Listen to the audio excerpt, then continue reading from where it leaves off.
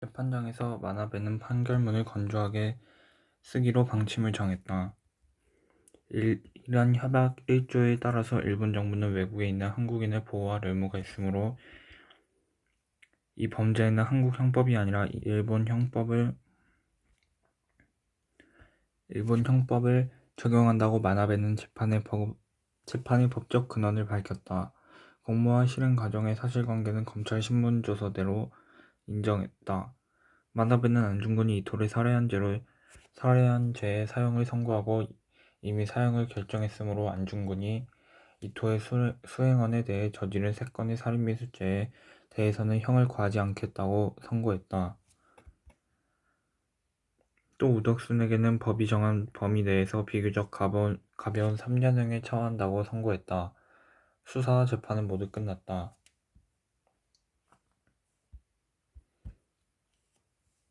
간수가 안중근과 우덕순에게 용서를 씌우고 마차에 실어서 여순감옥으로 끌고 갔다. 마차가 법원 마당을 떠날 때 방청객들이 몰려와서 구경했고 기자들이 사진을 찍었다. 황해도 산골에서 겨울이 오는 소리는 가랑잎이 바람에 몰려가는 소리와 밤중에 어둠 속을 울리는 다듬이 소리였다. 차가운 공기가 팽팽해서 소리가 멀리까지 들렸다.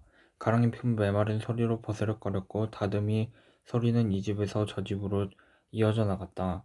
마을 끝에서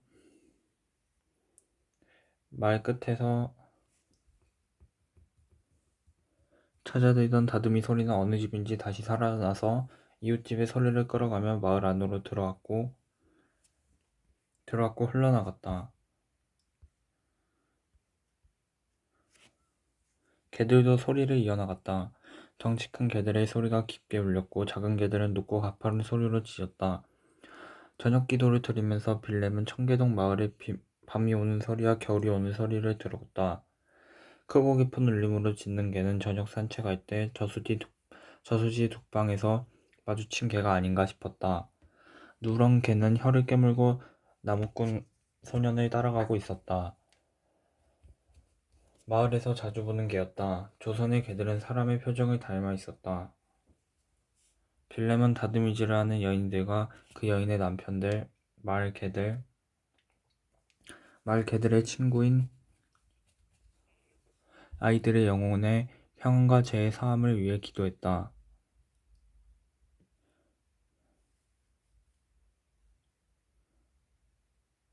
하느님이 창조하신 모든 사람들의 영혼의 성령이 인도해서 이 가엾은 나라에 사륙이 먹고 평화가 깃들기를 빌렘은 기도했다.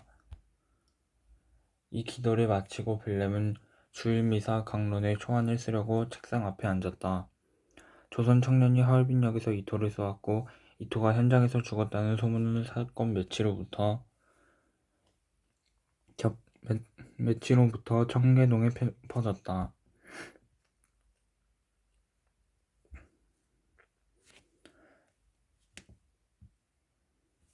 출처를 알 수 없는 소문은 점점 확실해졌다. 총을 쏜 자는 청계동 부잣집 안씨 집안의 큰아들 안중근이며 현장에서 체포되었다고 말을 하는 사람들을 본듯이 말했다. 서울에서 양정의숙에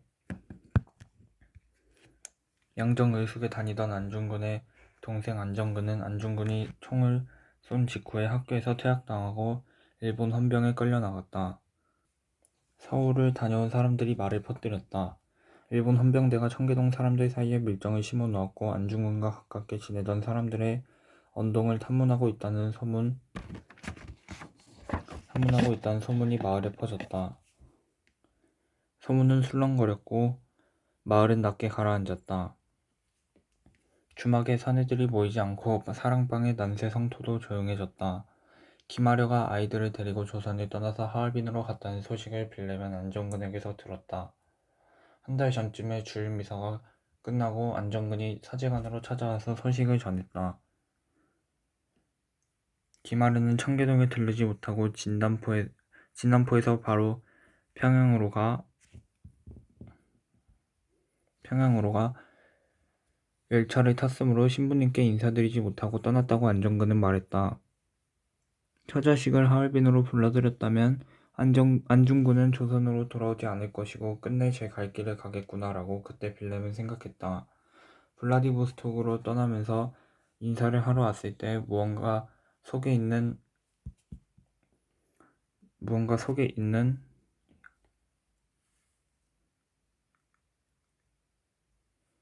말을 참고 있는 듯 하던 안중근의 모습이 떠올랐다.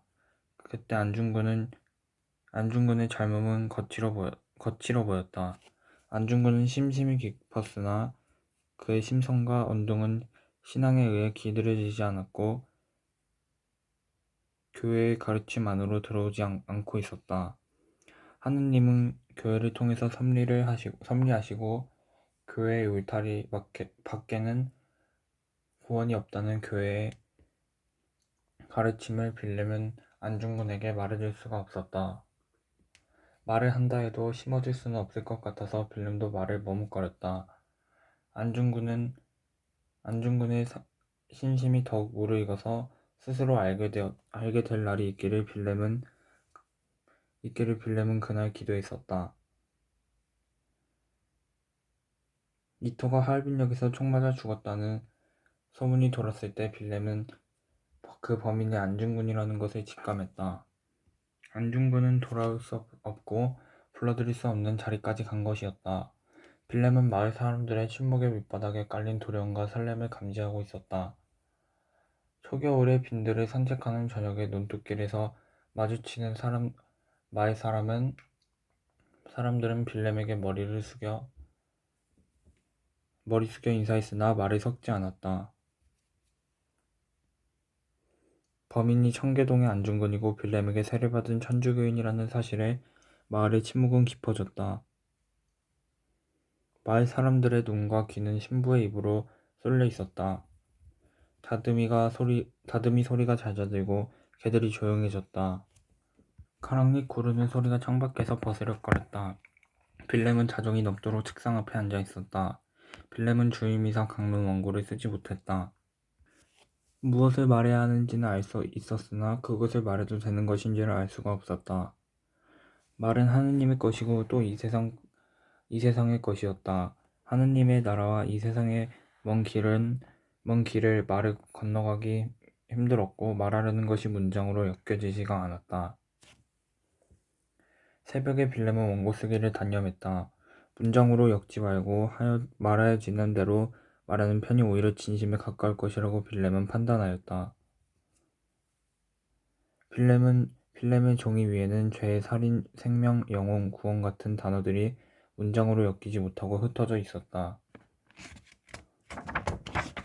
청계동 성당의 주일미사에는 평소보다 많은 신자들이 모여 있었다. 근처 산골 마을 공소의 신자들도 청계동 성당으로 왔다.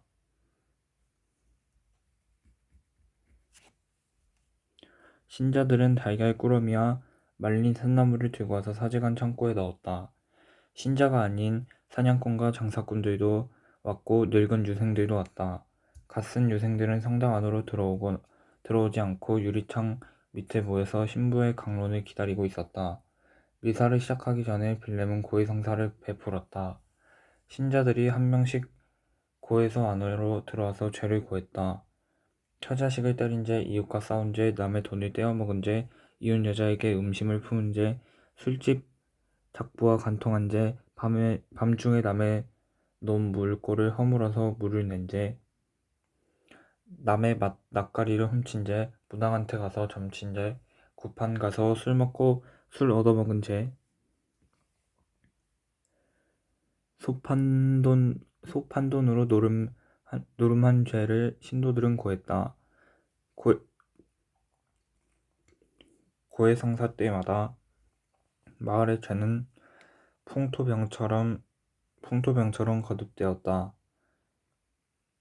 똑같은 죄는 자고 세면 날마다 생겨나서 일상화되었다. 뉘우침의 힘으로 새로워져서 다시는 죄를 짓지 마라.